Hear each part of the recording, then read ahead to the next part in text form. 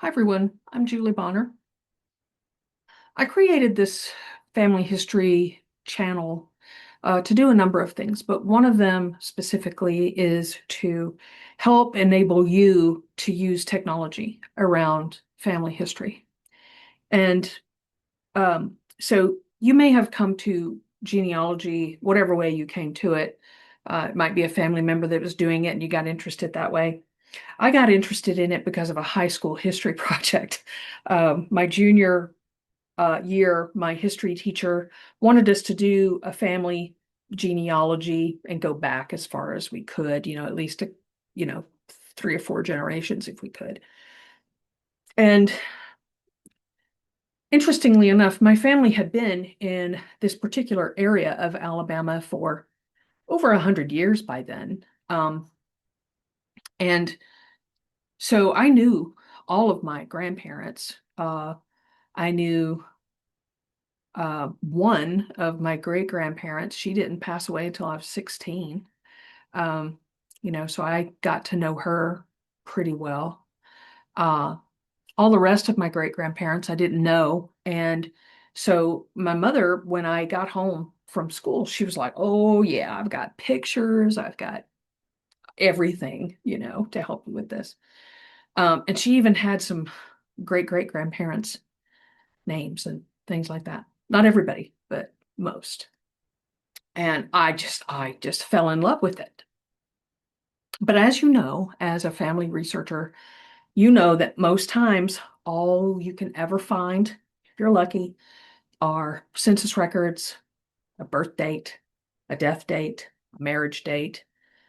And that's about as far as you get, as far as fleshing out a real human being. Okay. Uh, so unless a particular family member is famous, that's often all you ever get on people that you have never met personally in your life. So my two times great grandfather was the first person that I had ever seen write anything down. It was the first collection of his writings that I had ever found on any family member.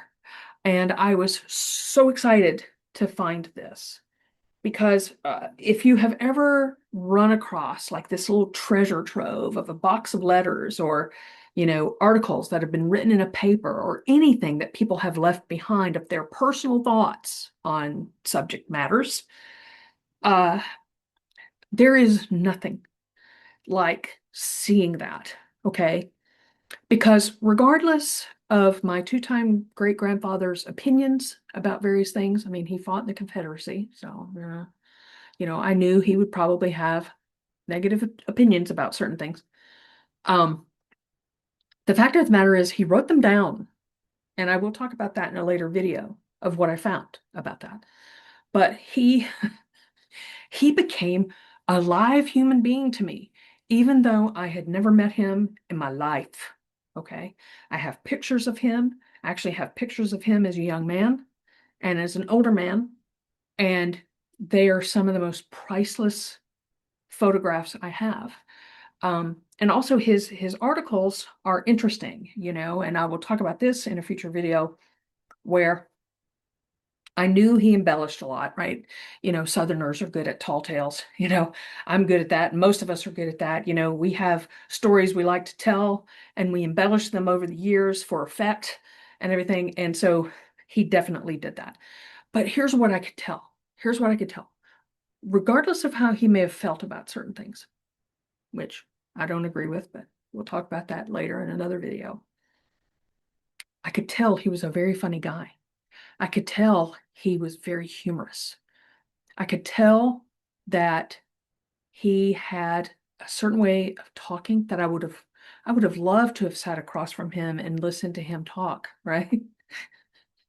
And I will say that when I actually finally went to his gravesite in Alabama, uh, I did cry at his gravesite because I felt like I knew him, right? You know, it was bizarre. And if you've ever run across this in your own family history, you'll know exactly what I'm talking about. It felt personal, okay? Because he left more of himself behind than just a name on a headstone. Okay. So part of why I'm doing this series, just like I did with Loose Pearls about my paternal grandparents, I wrote a book about their letters, and I wrote that book in a very different way. And I have a series of videos about that book and how I used AI as a tool to help me to make sense of all those letters, because I had over 500 letters to make sense out of and to group in a certain way to help make it tell a story about them. And I knew that I would never be able to sort and sift through all of that, all of those words by myself, okay, and have it make any sense, you know. Plus, I'm not a historian, so trying to do all the research around United States history at the time and world history at the time, AI was just better as a research assistant, okay. And in this case, it had its particular challenges because it's Civil War history, and I wanted to get that right. And to separate fact from fiction, because he has a lot of fiction going on. Okay. And so I'm going to talk you through kind of how I did that, because you never know when you're going to find this cache of written treasure in your own family. And if you want to write a book about it and put it on KDP, on Amazon, Kindle Publishing, here's how I did it. And you can kind of follow what I'm doing. You don't have to do it exactly like I'm doing, because you may have a particular spin on things that you want to do. But I'm telling you, AI helped a lot. Okay. So that's the point of this series of videos about my 2 times great-grandfather. The book is published now. It's called Killacranky, because that was his nickname for some reason. It has actually a Scottish origin, but I don't know how he knew it. I have no idea. That will always be a mystery as to why he called himself that. But nonetheless, the book is published. Loose Pearls is published. And these videos are your tools for how you can think about approaching a project like this. All right. So talk to you soon on another video.